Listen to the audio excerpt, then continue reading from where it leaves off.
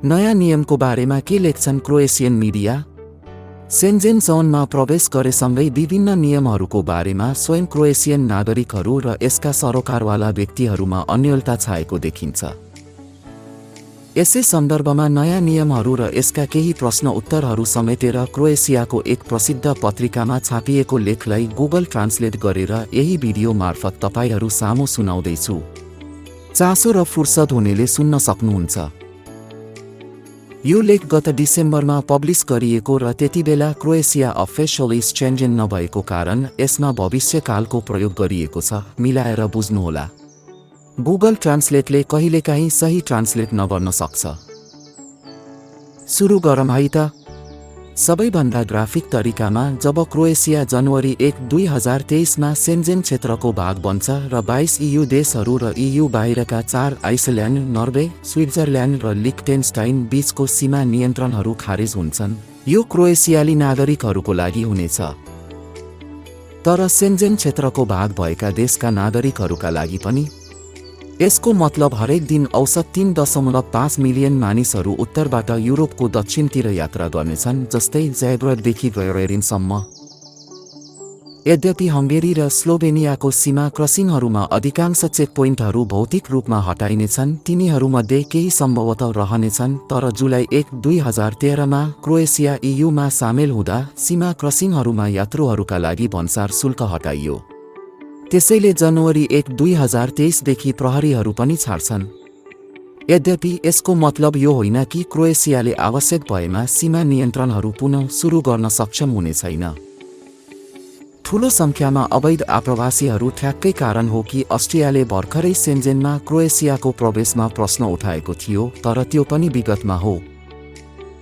प्रहरी चौकीमा काम गर्न आन्तरिक सिमानाबाट ठूलो संख्यामा सीमा प्रहरी फिर्ता भइसकेको भए पनि अहिले EU को बाह्य सिमाना बनेको BS, सर्बिया र मोन्टेनेग्रोसँगको 1500 किलोमिटर भन्दा बढी सिमानाको अनुगमन गर्ने चुनौती भने कायमै छ।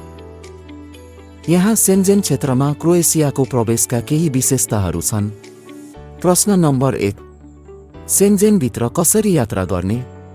जवाफ: सेन्जेन सदस्य राष्ट्रहरू बीचको यात्रा भूमि र समुद्री क्रसिङहरूमा सीमा नियन्त्रणबाट मुक्त छ र एयरपोर्टहरूमा नियन्त्रणहरू मार्च 26, 2023 सम्म रहनेछन्।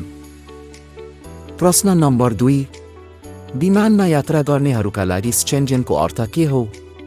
के सेन्जेनमा प्रवेश गर्दा एयरपोर्ट नियन्त्रणबाट बस्न सकिन्छ?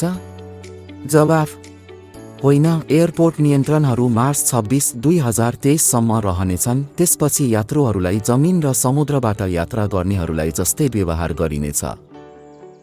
प्रश्न नम्बर 3, सेन्जेनमा प्रवेश गर्नुको अर्थ त्यहाँ अब कुनै नियन्त्रणहरू छैनन् भन्ने हो? जवाफ: सीमा नियन्त्रण कार्यविधि औपचारिक रूपमा खारेज भए पनि प्रहरी, विशेष गरी घुम्ती सीमा प्रहरी र मोबाइल भन्सार इकाइहरूलाई सदस्य राष्ट्रको क्षेत्रभित्र गहिरो नियन्त्रण गर्ने अधिकार छ। प्रश्न नम्बर 4, सर्बिया, बोस्निया र मोन्टेनेग्रोसँगको सीमामा के प्रक्रिया हुनेछ?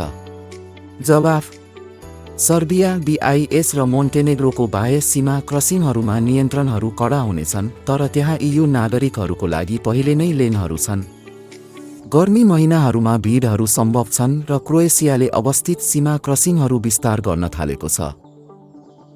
प्रश्न 5, छिमेकी देशहरूबाट क्रोएसियालीहरूका लागि सेन्जेनमा प्रवेश गर्नुको अर्थ के हो? जवाफ: यदि ती देशहरूको नागरिकता बाहेक तिनीहरूसँग क्रोएसियाली पनि छ र क्रोएसियाली कागजातहरू प्रयोग गर्छन् भने उनीहरूलाई EU नागरिकको रूपमा व्यवहार गरिन्छ। प्रश्न नम्बर 6, कति EU नागरिकहरू पर्यटनको लागि क्रोएसियामा बस्न सक्छन्? जवाफ: युरोपेली सङ्घका नागरिकहरू अर्को सदस्य राष्ट्रमा 3 महिनासम्म बस्न सक्छन्। ETIAS प्रणाली, यसको बारेमा बुझौँ।